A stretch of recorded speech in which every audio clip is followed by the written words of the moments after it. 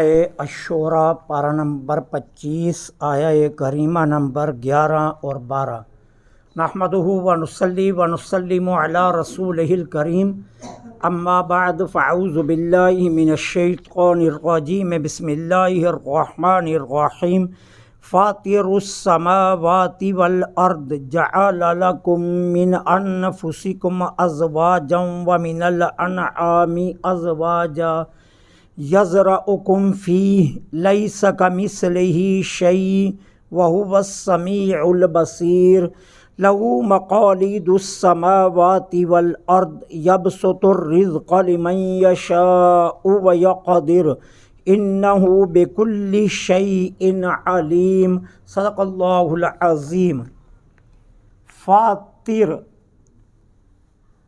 پیدا کرنے والا ہے یا بنانے والا ہے، السماوات والارض آسمانوں اور زمین کو، جعلا اس نے بنایا، لکم تمہارے لیے، من انفسکم تم ہی میں سے، ازواجا جوڑے، ومن الانعام اور مویشیوں میں بھی ازواجا جوڑے، یزرعکم فیہ اس کے ذریعے وہ تمہیں پھیلاتا ہے، لیسا نہیں ہے، کمثلہ شیء کوئی شے اس کی مثل، وہو السمیع وہ خوب سننے والا، العلی بصیر ہر بات کو دیکھنے والا ہے۔ لہو اسی کی ملکیتیں یا وہی مالک ہے، مقالید السماوات والارض آسمانوں اور زمین کے خزانوں کی چابیوں کا، یبسط الرزق لمن یشاء جس سے چاہتا ہے، جس کے لیے چاہتا ہے رزق کشادہ کر دیتا ہے، ویقدر اور جس کے لیے چاہتا ہے تنگ کر دیتا ہے، انہ بکل شیء علیم بے شک وہ ہر چیز کو خوب جانتا ہے۔ اللہ رب العالمین جل سبحانہ و تعالی اپنے انعامات میں سے ایک اور انعام بیان فرما رہے۔ اللہ فرماتے ہیں آسمانوں اور زمین کو بنانے والا، پیدا کرنے والا اللہ ہے۔ تم پر انعام کیا کیا؟ تمہیں سے تمہارے لیے جوڑے بنائے۔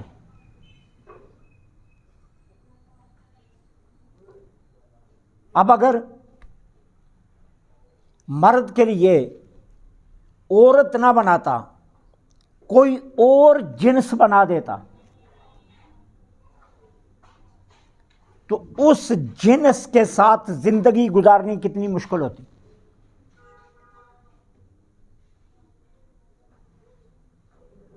ایک زبان والا اور ایک بے زبان، ایک گنگا بہرا اور ایک بولنے والا سننے والا، حالانکہ دونوں ہم جنس ہیں، لیکن اگر دونوں کو اکٹھی زندگی گزارنی پڑ جائے تو کتنا مشکلات آتی ہیں۔ اور اگر وہ سرے سے جنس ہی اور بنا دیتا پھر کتنا مشکل ہوتا۔ مرد نر سارے انسان ہوتے اور مادہ سارے حیوانات ہوتے، اور نر انسان کو مادہ حیوان کے ساتھ زندگی گزارنی پڑتی تو کتنا مشکل ہوتا۔ تو کہا تمہارے لیے انعام کیا فرمایا؟ تمہیں سے، تمہاری ہی جنس سے تمہارے لیے جوڑے بنائے، اور پھر مویشیوں میں بھی جوڑے بنائے۔ اگر اللہ عز و جل انسانوں میں جوڑے بنا دیتا، مویشیوں میں جوڑے نہ بناتا، تو مویشیوں کی افزائش نسل نہ ہوتی، اور آج ہماری زندگی کتنی دشوار ہوتی۔ اگر صرف نر ہوتے، ہم سارے نر ذبح کر کے کھا جاتے، آگے افزائش نسل ہی نہ ہوتی، تو ایک دن یہ ختم ہو جاتے، پھر انسان کیا ہوتا؟ باولا بن جاتا، ترستا ان چیزوں کے لیے۔ اور اگر مادہ ہوتے اور نر نہ ہوتے اور افزائش نسل نہ ہوتی اور وہ مادہ ایک نہ ایک دن ختم ہو جاتے، پھر انسان کے لیے کتنا دشوار ہوتا۔ کا جوڑے بنائے تاکہ تمہاری بھی افزائش نسل ہوتی رہے اور ان کی بھی افزائش نسل ہوتی رہے، تمہاری تعداد بڑھتی رہے تو تمہاری ضرورت کے مطابق حیوانوں کی تعداد بھی بڑھتی رہے۔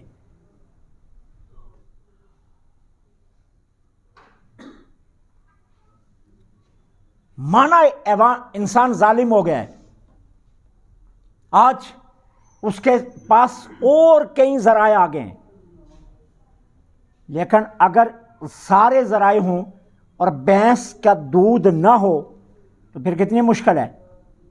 نیڈو بھی ہو، ٹھیک ہے، ایوری ڈے بھی ہو، میجی بھی ہو، باقی بھی تمام دودھ ہوں، لیکن یہ دودھ نہ ہو تو کتنی مشکل ہو۔ تو کہا حیوانوں میں بھی جوڑے بنائے، انسانوں میں بھی جوڑے بنائے تاکہ تمہاری افزائش ہو جائے، اور افزائش کے ساتھ تمہاری ضرورت کے مطابق حیوان بھی آتے جائیں، یہ سلسلہ رکے نہ، تاکہ تمہاری زندگی مشکل نہ بنے۔ کتنا بڑا انعام ہے تم پر۔ پھر دونوں کے لیے ایک دوسرے میں کشش بھی ڈالی اور ایک دوسرے کے لیے محبت بھی ڈال دی۔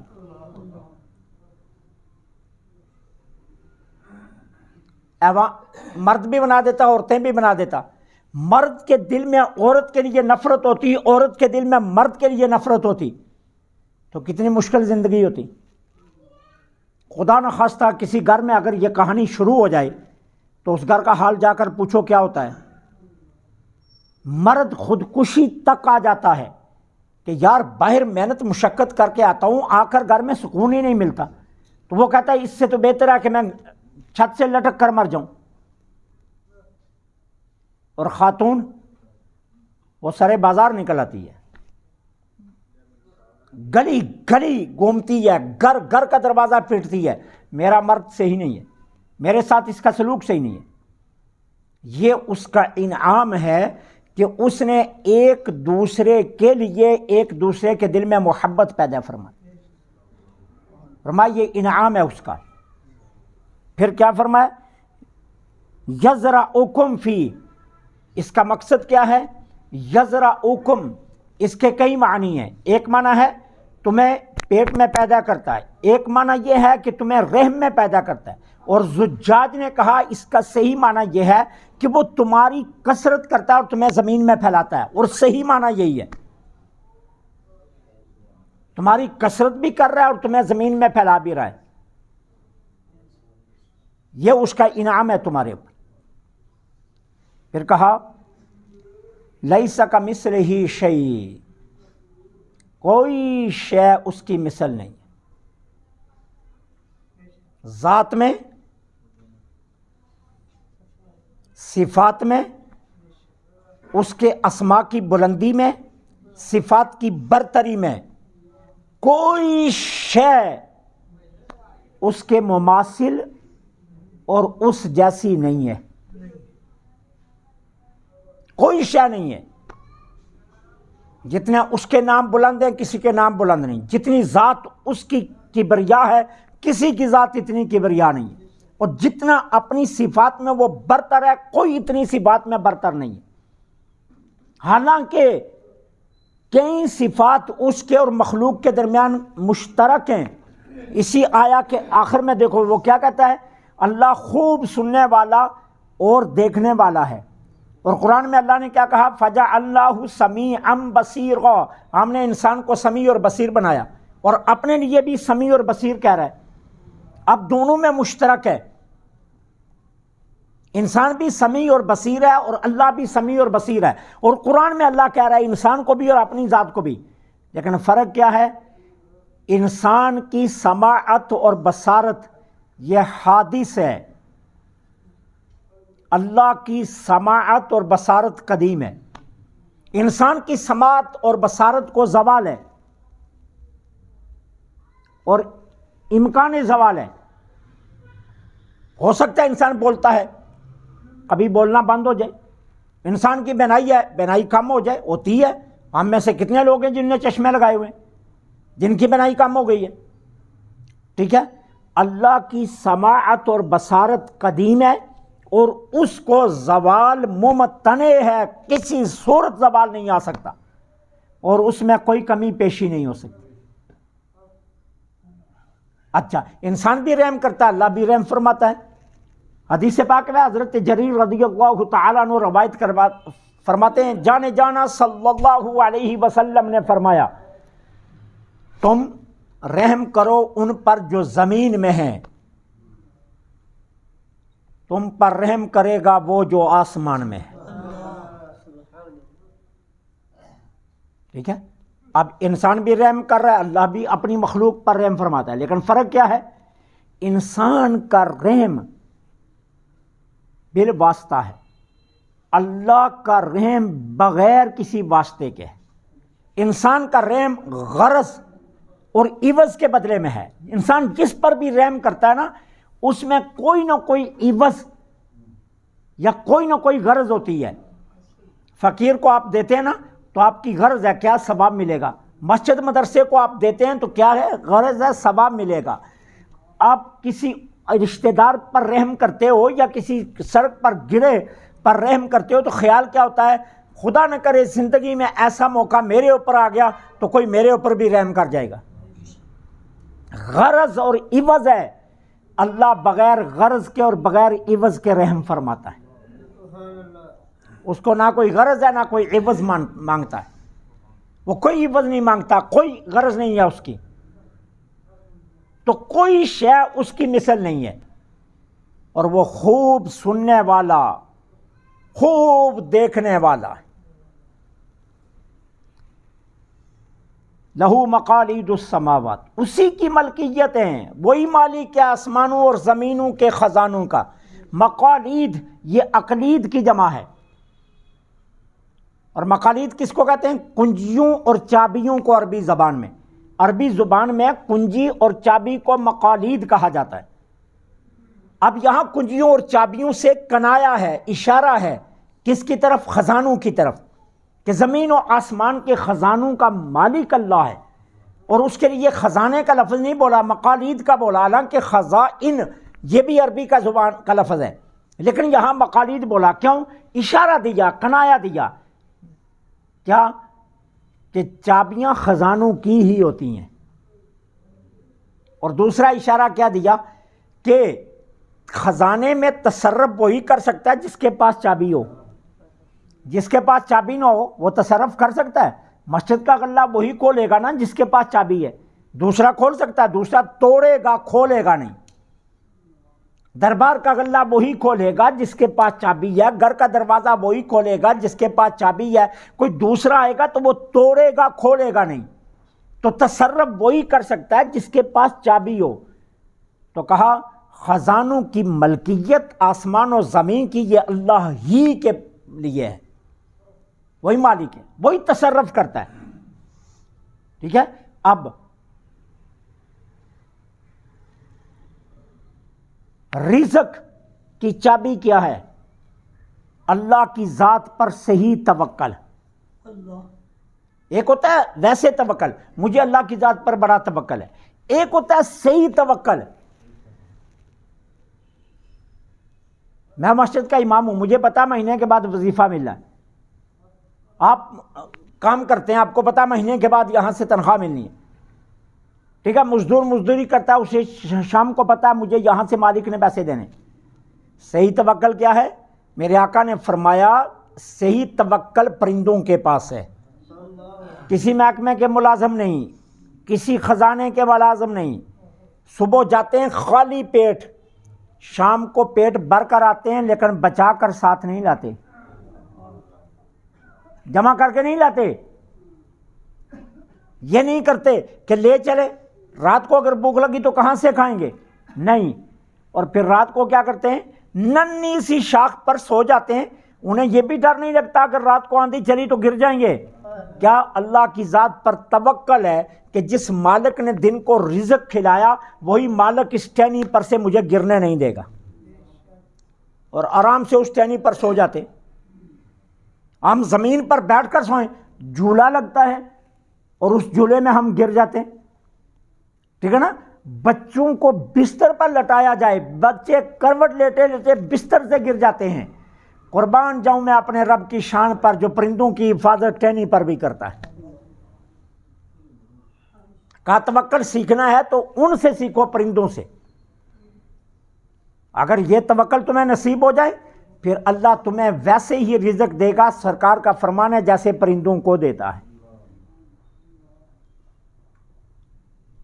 تو رزق کی چابی توکل ہے. دکان کا شٹر کھولا، مالک کوئی گاہک نہ بھی آئے نا، پھر بھی مجھے یقین ہے تو شام کو مجھے روزی دے گا. مجھے اس دکان کے کسی ایک سامان پر بھی یقین نہیں کہ یہ میرا روزی ہے. یقین کس پر ہے؟ تیری ذات پر کہ تو روزی دے گا. یہ توکل ہے. ہاں، شٹر اٹھانا یہ میری ڈیوٹی ہے، یہ میرا رزق نہیں ہے.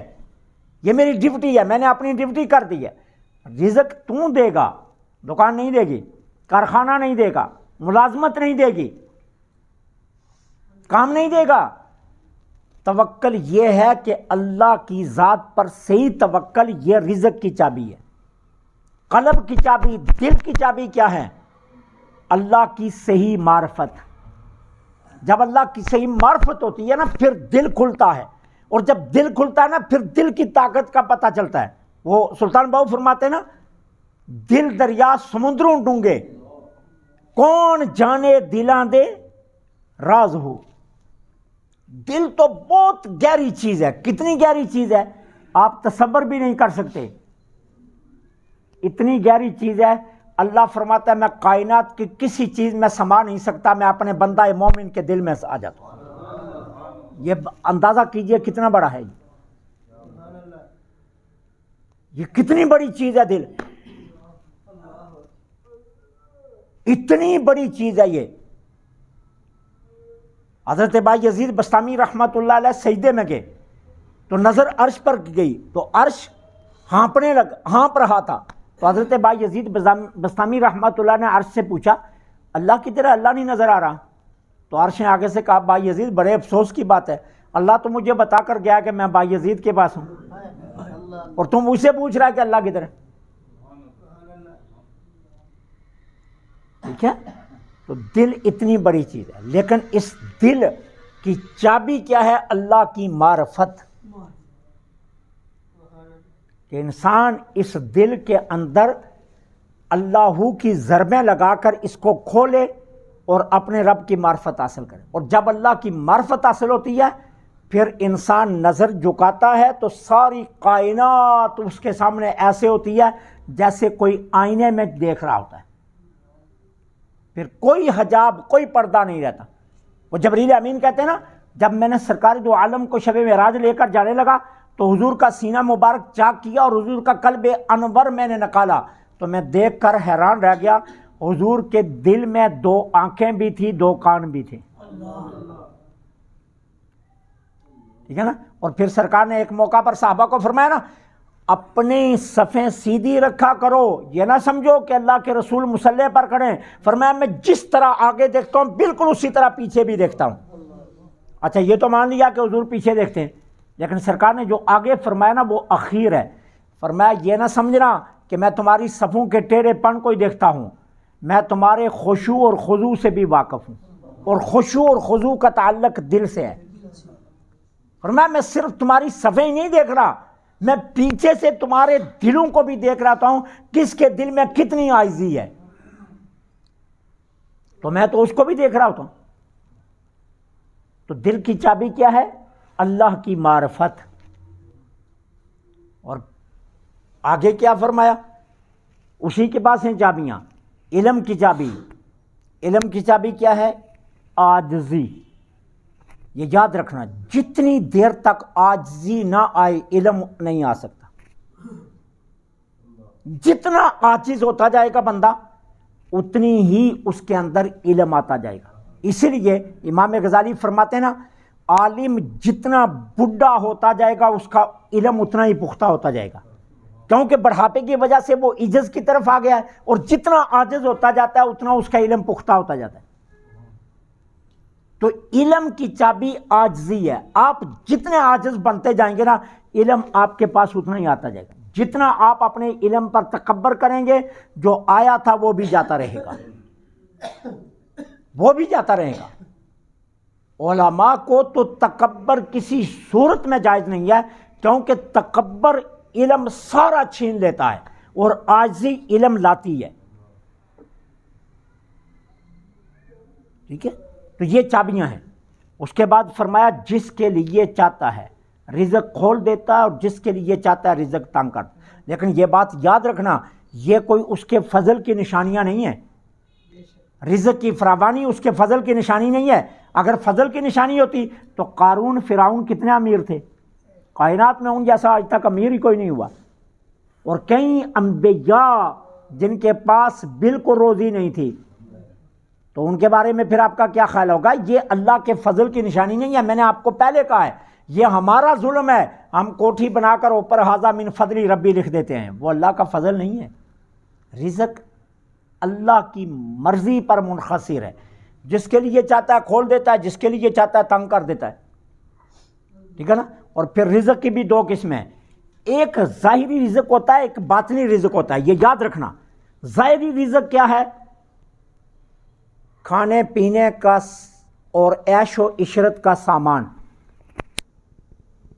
کھانے پینے کی فراوانی ہے، پہننے کی فراوانی ہے، جوتوں کے ڈھیر ہیں، گھر ہے رہنے کا، گاڑی ہے، کاروبار ہے، بنگلے ہیں، عیش عشرت ہے، بینک بیلنس ہیں، اے ٹی ایم ہے۔ یہ ہے ظاہری رزق، یہ ہے ظاہری رزق۔ اور ایک ہے باطنی رزق۔ اور باطنی رزق کیا ہے؟ باطنی رزق کیا؟ علوم کی حقیقت اور معارف الہیہ،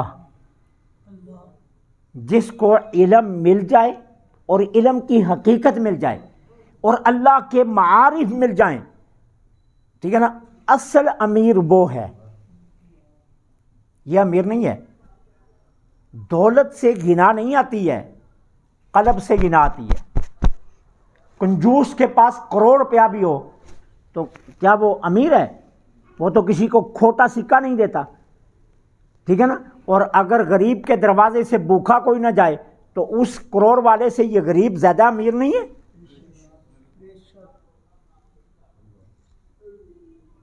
قرآن نے کہا ہے نا، جب سیدنا علی المرتضیٰ کے ہاں 2 روٹیاں پکی تو سائل آ گیا، دونوں اٹھا کر دے دی۔ اگلے دن پھر 2 پکی، پھر سائل آ گیا، پھر اٹھا کر دے دی۔ اگلے دن پھر 2 پکی، 2 سائل دے دی۔ اور گھر کے سارے کون؟ شہزادی یہ کونین، شہزادی یہ کونین جن کے گھر 2 روٹیاں ہیں، ٹھیک ہے؟ وہ ہیں علی المرتضیٰ، حسنین کریمین ہے، سیدہ زینب ہے، سیدہ ام کلثوم ہے۔ تو رب نے قرآن بھیجا، کیا کہا؟ روئے زمین پر ان جیسا تو غنی کوئی نہیں ہے۔ گھر میں 2 روٹیاں وہ بھی دے دیں اور خود پانی پی رہے ہیں، اور اللہ کہتا ہے دنیا کے صفحے پر ان جیسا امیر کوئی نہیں ہے۔ تو گنا دل کی ہوتی ہے، گنا دولت کی نہیں ہوتی ہے، ٹھیک ہے؟ علوم کی حقیقت مل جائے اور اللہ کی معارف مل جائیں تو وہ غنی ہوتا ہے، دولت والا غنی نہیں ہوتا۔ میں نے آپ کو پہلے بھی بتایا تھا، علی المرتضیٰ جا رہے تھے تو گلی میں آگے سے سامنے ایک یہودی آ گیا، اس کے کپڑے بڑے شاندار، بڑا ٹھاٹھ باٹھ کا یہودی کپڑے پہنے ہوئے۔ علی المرتضیٰ نے جو کرتا پہنا تھا اس پر 16 پیبند لگے ہوئے تھے، 16 ٹاکیاں پنجابی میں لگی ہوئی تھی۔ حضرت علی المرتضیٰ کو دیکھ کر کہتا ہے علی، اللہ تیرا ہے یا میرا ہے؟ آپ نے فرمایا اس کا مطلب؟ اس نے کہا مطلب سامنے دیکھ لو، میرے کپڑے دیکھو، اپنے کپڑے دیکھو۔ تو حضرت تیری بات لمبی ہے لیکن میں مختصر کر کے آخری بات کرنے لگا ہوں۔ علی المرتضیٰ نے کیا فرمایا؟ ردینا بالقسمت الجبار لنا علم وللجہال مال، ہم اپنے رب کی تقسیم پر بڑے خوش ہیں، اللہ نے جاہلوں کو مال دے دیا، ہمیں اپنی ذات کا علم عطا کر دیا۔ تو پھر امیر کون ہوا؟ علی۔ کیوں؟ کہ اصل رزق ہے علوم کی حقیقت اور معارف الہیہ، یہ اصل رزق ہے۔ یہ جب مل جاتا ہے نا پھر کسی چیز کی ضرورت نہیں رہتی۔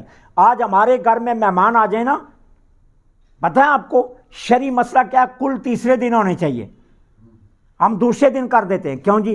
او جی اتنے رشتہ دار آئے ہوئے ہیں، رکھنے کی جگہ نہیں ہے، بستر نہیں ہے، پھر یہ 3 دن رہیں گے، اتنا خرچہ ہو جائے گا، لہذا کل دوسرے دن ہی کر لو، حالانکہ سنت ہے کل تیسرے دن کرنا، ہم دوسرے دن کرتے ہیں، کیوں؟ ہم مہمان سنبھال نہیں سکتے، شادی ہوتی ہے، ہم شادی پر رشتہ داروں کو کیا کہتے ہیں؟ اس دن مایوں ہے، اگلے دن مہندی ہے، مطلب مہندی ہے، اور اس کے جو نا اگلے دن بارات ہے اور بات ختم ہے، ٹھیک ہے؟ پھر ہم کہتے ہیں جس نے جانا ہے چلا جائے، ہیں؟ ہم اتنا ہی سنبھال سکتے ہیں، 2 دن 3 دن، اس سے زائد نہیں، اس سے زائد جو ہوتا ہے وہ بوجھ لگنا شروع ہو جاتا ہے، پھر پوچھنا شروع ہو جاتے ہیں بھائی جان جانا کب ہے؟ بھائی جان خیریت ہے، آپ گھر سے لڑ کر تو نہیں آئے؟ پھر کہنا وہ سکا باپ بھی کبھی کبھی دوسرے بیٹے کے گھر جائے تو باری لگنا شروع ہو جاتا ہے، ٹھیک ہے نا؟ لیکن جن کو پاس سچی گناہ ہے وہ کیا ہے؟ آج علی اجمیری کے دروازے پر 6 مہینے بیٹھ کر کھاتے رہو، کوئی نہیں اٹھائے گا، اصل امیر وہ ہیں، اصل امیر وہ ہیں نا، 6 مہینے بھی بیٹھ کر داتا علی اجمیری کے دروازے پر کھاتے رہو، کوئی آ کر کہے گا او بابا تجھے 6 مہینے ہو گئے ادھر بیٹھا ہو ڈیرے لگا کر، جاتا کیوں نہیں ہے؟ کوئی نہیں کہتا، 6 مہینے بیٹھے رہو، کیوں کہ اصل غنی وہ ہیں، اصل غنی ہم نہیں ہیں جن کے پاس ظاہری رزق آ جائے، جن کے پاس علوم کی حقیقت اللہ کی معارف کی دولت آ جائے، اصل غنی وہ ہیں۔ تو اصل غنا یہ ہے، تو رزق 2 قسم کا ہے، ایک ظاہری رزق ہے، ایک باطنی رزق ہے، اصل غنی جو کرتا ہے وہ باطنی رزق کرتا ہے، ظاہری رزق غنی نہیں کرتا ہے، ظاہری رزق ٹھاٹ باٹ بناتا ہے، باطنی رزق غنی کر دیتا ہے، پھر باطنی رزق جن کو ملتا ہے پھر ان کے دروازے سے خالی کوئی نہیں جاتا، کوئی جاتا ہے خالی؟ بتائیے نا کسی آستانے سے کوئی خالی کبھی آیا؟ 24 گھنٹے لنگر چل رہے ہیں، جب جاؤ کھانے ملتے ہیں، جب جاؤ روحانیت ملتی ہے، جب جاؤ وہاں سے انسان کو سکون ملتا ہے، وہاں سے قلبی طہارت نصیب ہوتی ہے، جب جاؤ سکون ہی سکون ہے۔ تو اصل امیری یہ ہے، اللہ سے دعا ہے اللہ حق کہنے کی